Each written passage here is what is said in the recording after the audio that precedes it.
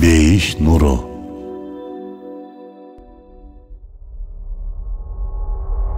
Дүйнөдө адамзат эң көп көз карандуу болгон нерсе бул тамеки.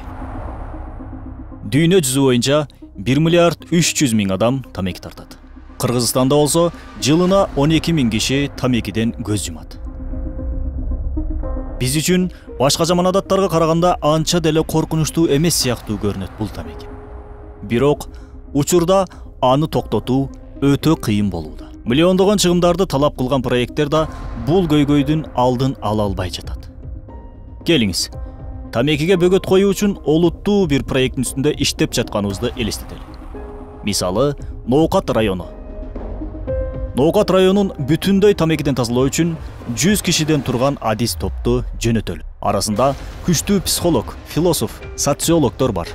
Мамлекетте керектүү каражаттарды берип, колдоо көрсөтүп турсун дейли. Натыйжада бул топ ошол жерде 100 жыл бою тынымсыз эмгектенди дейли. Жыйынтыгында Ноокат районунда эле канча кишиге тамекини таштата алышат деп ойлойсуз? Эми бул адис топту ал жерден алалы да ордуна окууну, жазууну билбеген жалгыз бирөөнү бул ишти аткаруу үчүн милдеттендирели. Мамлекет ага тоскоол болсун.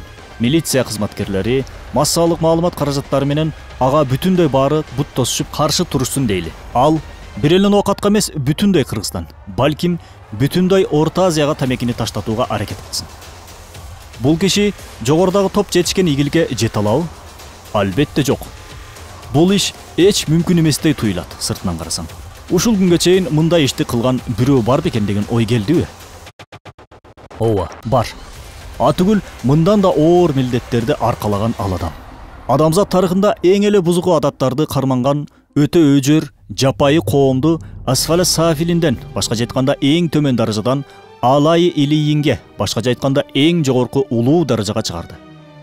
Коомуна тамеки сыяктуу эле жөнөкөй нерселерди таштаткан жок ал адам. Тескерисинче, кыздарын тирүүлөй көмүү сыяктуу миңдеген акылга сыйбаган адаттарды таштаттырды. Аны колдогон, артында жөлөк болуп туруп берген мамлекет да жок эле.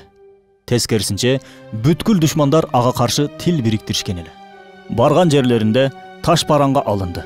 Аябай көп акылга сыйгыс азаптарды көрдү. Бирок милдетинен баш тарткан жок. Натыйжада ошол жапайы маданиятсыз коом ошол доордун эң эле маданияттуу коомдоруна мугалим боло ала турганчалык даражада өстү. Муну кылган ким эле билесизби? Ал пайгамбарыбыз Мухаммад саллаллаху алейхи вассалам. Чынында сыртынан карасаң бул өзгөрүүлөрдү бир адам жалгыз кыла алчудай эмес көрүнөт. Бирок ал зат саллаллаху алейхи вассалам кыла алды. Себеби аны саллаллаху алейхи вассалам Аллах милдеттендирген. Ал пайгамбар. Андан кийинки келгендер да бул акыйкаттардын жайылуусу үчүн өтө көп мээнет кылышты. Жакшы көргөн нерселеринен баш тартышты. Эми сен да алардын сүйүктүүсү жана жараткандын ыраазы болгон кулу боло алуу үчүн бир жаман адатыңдан баш тартууга кандай дейсиң? Ролик Рисале-и Нур аттуу Курандын тафсиринин маанисинен алынды. Бейиш нуру.